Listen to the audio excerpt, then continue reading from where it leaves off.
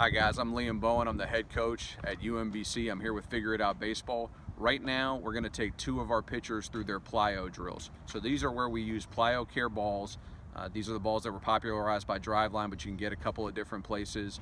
And these are the drills that we use before they pick up a baseball to get them active, ready to throw, and to try and get them in a better movement pattern. It's really important that you do a good dynamic warm-up before this. If the first thing your guys do is pick up one of these balls and start throwing it at a high level, it's going to put them in a bad spot in terms of potential for injury, and you're not going to get the best performance out of them. So our guys are loose, they're ready to throw. Right now we're really trying to activate basically the throwing pattern that they have, the way their body moves to throw the ball. We're going to give them a couple of different weights to throw to help what's called proprioception, basically help their feel of the ball in their hand and forcing their body to make some adjustments. But more than anything, by far the biggest benefit that we've seen from these is getting their body to move efficiently. There's a couple things that we look for in each pitching delivery that we feel like the highest level pitchers do, and this is the best way I've found over 14 years of coaching pitchers to get the guys to move the way that the highest level guys and the best guys move their bodies. This is a set of the Driveline PlyoCare balls. Like I said, you can find these on Driveline. They're a great product, or you can find these a couple other places online. The way you use each ball is you use the heavier balls, the black and the green ball, for any kind of post-throw arm care where guys are working on the strength and stability of their shoulder. And depending on the athlete's level of fitness, you would choose either the heavier or the lighter option with both of those. And then any of the throwing drills, our guys typically either go from the green ball on down in descending order of weight, or from the slightly lighter ball, the blue ball, on down, once again in a descending order. So the first thing that Luke and Gabe are going to do is they're going to use some of the heavier balls to continue to activate their arm. This is something where, as a pitching coach, I like to give our guys a ton of freedom. I think each arm is a little bit different, and each guy is going to, if you expose this to them enough and you keep their work diligent, they're eventually going to find a routine and a pattern that works for them. The drill Luke is doing here is a pivot pickoff. This is a drill that helps activate guys' arms, and it also gets them into a higher level arm path. Luke is a guy who is coming off an injury, and this is one of the drills that he used to get his arm action kind of back to where he was comfortable.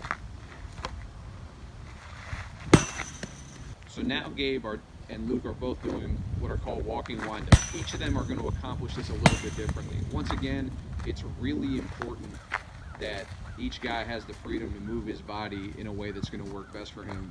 These guys are similar size guys. They're both right-handed pitchers, but they both definitely move differently, and I think any good program is going to account for that. They're starting off pretty low intent, starting to work up to moving faster and faster. Both of them are using a relatively heavy ball. This ball's 450 grams, so that's a good bit heavier than a baseball. But what we're looking for in this drill is a couple of things. The first thing is we want to make sure they're creating some slope with their shoulders and slope with their belt. So that means the front shoulder's higher than the back shoulder as they move to home plate, or move to the horse stall mat, our target in this case. All right. And then the other thing is we want to make sure they're getting over their front leg every time they throw. What I mean by that is the front knee is extending. Now that they're going into this next drill, we're looking for the same thing. We want that front knee to extend and lock out, and we want their back hip. If you watch both these guys' right hip, it's going to get well past their front knee every time that they throw. That's how we know they're getting a full rotation and how they're getting the most out of their lower body in this drill. It's not really about them throwing the ball as hard as they can. They literally just picked up a ball, but we want the lower body in particular working really hard and functioning at a high level. So as they work their way down the weights, the rep count is kind of up to them. I wouldn't go much more than 5 reps per ball. I think that's usually going to be sufficient.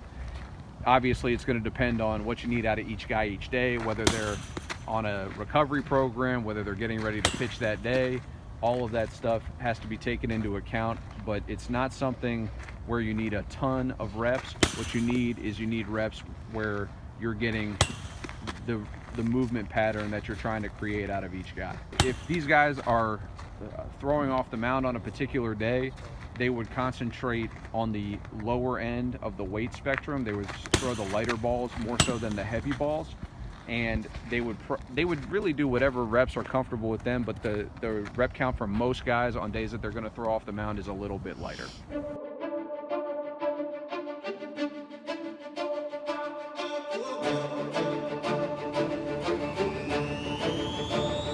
Now or never.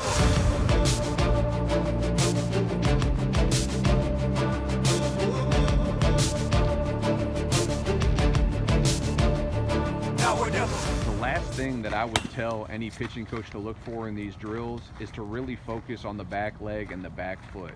What we want in all of these throws is we want that back leg loaded. We want it supporting the pitcher's weight as he moves forward into the target. So the way you can see that is if the angle in their back knee gets a little bit shorter as they move forward, that's them pressing that back foot into the ground. One of the little metaphors that I use with our guys is you want to feel like we call it spiking the scale. You want that back foot to feel like it's pressing onto the scale where the numbers are going to push up. So we've all done it. We've all been on a scale where if you press into the scale a little bit, if you're 190 pounds, it'll bump up to 210 or 215 for just a second.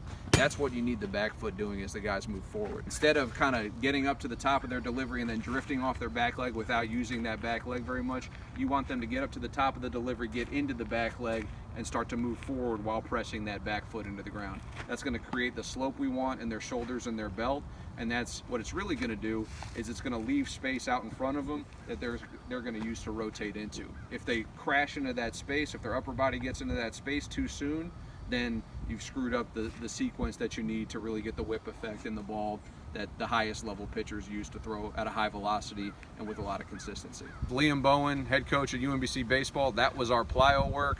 Like I said at the top, if you're looking for a way to get your pitchers to warm up but also move better, I think it's a great tool and something that a coach at any level should look into using. The next thing that we're going to do is our guys are going to pick up an actual baseball and we're going to get into our daily throwing progression.